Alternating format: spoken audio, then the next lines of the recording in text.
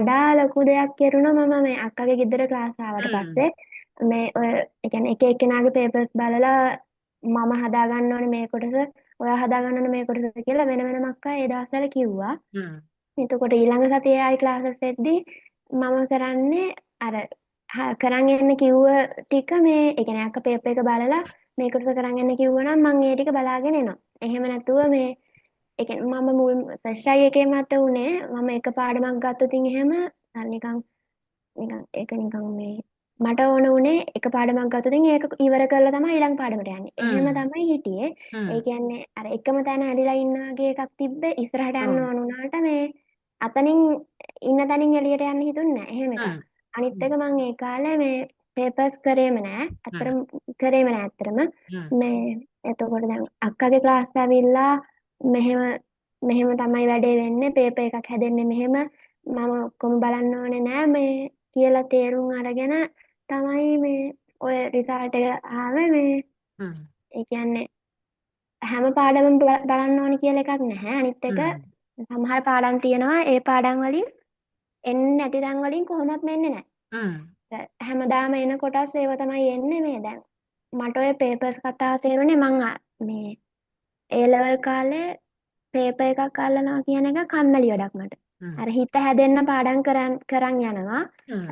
ඒ ඇරෙන්න පේපර් එකක් කරේ නැහැ. හ්ම්. දැන් ওই කැම්පස් ආවම මට තේරුනේ මං ඒ ලෙවල් කාලේ මේ පේපර්ස් එක්ක පාඩම් කරගෙන ගියා නම් ඔයිට ඔව්. වඩා රිසල්ට් එකක් අඩු වෙන තිබ්බ කියලා උනට. හ්ම්. වාසනාවට මේ කරන්න ඕන එක කරන්න හම්බුනේ හින්දා මේ ඒක දැන් ගණන් නෑ. දැන් ඔව්. එතන ඉඳලානේ මේ දැන් හොඳ රිසල්ට් එකක් දාන්න ඕනි කියලා කට්ටිය එයාලට හ්ම්. කියන්නේ පාඩමම අල්ලගෙන ඉන්නේ නැතුව පේපර්ස් කරන්න ගන්න. හ්ම්. අ, දැන් ඔයාලා මේ එසේ එහෙම කරද්දී මේ තමන් කරන්න ඕනේ මොන කොටසද කියලා වෙනම මේ හිතාගෙන මම මේ පාඩම කරනවා කියලා එහෙම කරන්න. දැන් එතකොට මම අක්කගේ කෙමිස්ට්‍රි ක්ලාස් එද්දී ඕගනික් වලට මං ආසයි. ඒ වුණාට මට ඕගනික් මේ ප්‍රශ්න කරයි කියලා මට ලොකු ලකුණක් ආවේ නැහැ. එතකොට ඒක වෙනස් වුණෙත් අක්කගේ ක්ලාස් ඇවිල්ලා ඉනෝගනික් එහෙම මේ ඔය අක්කත් එක්කම ප්‍රශ්න කරලාම මට අන්තිම කාලෙ වෙද්දී ඔය පාටවල් එහෙම මේ ලොකුවට ඔළුවේ මතක තියාගන්න දෙයක් තිබ්බේ නැහැ. ඒක නිකන් මේ මොකද්ද ඉලමන්ට් එක දැක ගමන් මේ පාට කියලා නිකන් ඔළුවට එහෙම මැවුනා. එහෙම හ්ම්. එකක් වුණා.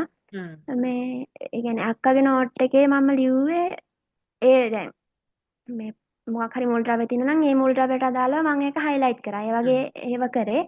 අනිත් එක බයෝ වලට එහෙම මේ MCQ එහෙම කරද්දී වෙනම පොතක් අරගෙන ඒ එක පේපර් එකක තියෙන MCQ ටික කරන්න. ඒ කියන්නේ 40ම එදාටම කරන්න මේ මට නම් ඇත්තටම කම්මැලි. එතකොට මම කරන්නේ 10ක් 15ක් එක දවසකට අරගෙන මේ ඒකේ විවරණ ලියනවා. ඊට පස්සේ ඊළඟ දවසේ තව කරනවා ඒ විදිහට.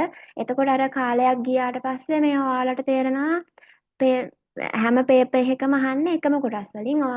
ඒ කියන්නේ මම මේ ප්‍රශ්නේ කලින් කරා මේක කලින් ආවා මෙන්න මේ පේපර් එකේ තිබ්බ කියලා මේ ඔයාලට පොඩි අයිඩියා එකක් එනවා.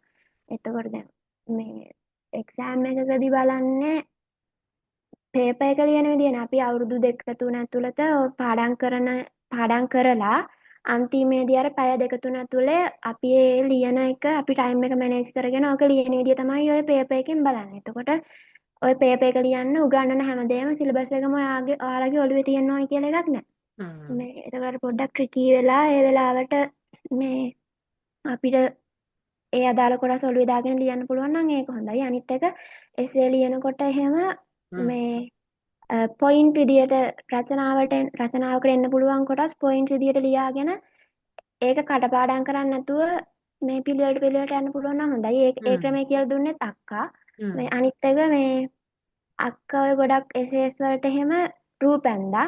හ්ම්. එතකොට අර මේ මොකක්ද අර වර්ධක වල ඒ වගේ ඔව්. ඒවා වලදී මේ අක්කා ඒක පාඩම උගන්වද්දී එළියේ ඉඳන් ඇතුළටද ඇතුළේ ඉඳන් එළියටද කියලා එහෙම පිළිවෙලට ඒක ඇඳ ඇඳ කියලා දෙනවා. එතකොට හ්ම්. අපිට ආයේ අමුතුවෙන් කටපාඩම් කරන්න ඕනේ නැහැ. අර රූප මතක තියාගත්තාම මේ කරුණු ටික තමයි එන්නේ කියලා මේ අපිට ඒ ටික ලියන්න පුළුවන්. හ්ම්. එතකොට මට මේ මොනවාද කෙමිස්ට්‍රි වලට එහෙම අක්කගේ හ්ම්. ක්ලාස් එන්න කලින් 20 ගණන් විතර MCQ තිබ්බේ. කොහොම හරි ඒ ලෙවල් පේපර් එකේ 42ක් තිබ්බා. බයෝ වලින් තමයි මුලින්ම අක්කගේ ක්ලාස් ආවේ. ඒ වුණාට කෙමිස්ට්‍රි ඔව්. වලට තමයි ගොඩක් මේ රිසල්ට් එක ආවේ. B එකක් ආවේ. ඔව්. ඒ කියන්නේ කෙමිස්ට්‍රි වලට අන්තිමේදී ගොඩක් කැමති වුණා. හ්ම්. ඒ ටික තමයි කියන්න තියෙන්නේ. අනිත් එක ඔව්. ගෙසින්ස් ගත්තොතින් මේ මං කිව්වනේ අර මං හැම එකම පාඩම් කරේ නැහැයි කියලා. එතකොට ඔව්. ඔය අක්ක දුන්න ගෙසින්ස් එහෙම ඔක්කොම බලාගෙන ගියා. හ්ම්. බලලා මට මතකයි මේ බයෝ පේපර් එක ලියලා ඇවිල්ලා එහෙම අක්කට මෙසේජ් එකක් දැම්මා.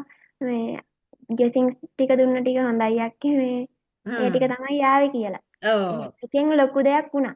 ඒක හරි. නිසා ඔයාලත් එහෙම يعني ඔව්. අක්ක ඔය කියන ඒවා දැන් අක්කට අවුරුදු හ්ම්. ගානක එක්ස්පීරියන්ස් එකක් තියෙනවානේ. එතකොට හ්ම්.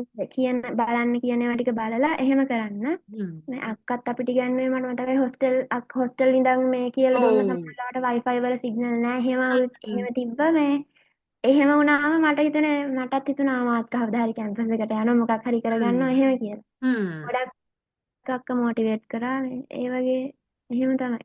හ්ම්.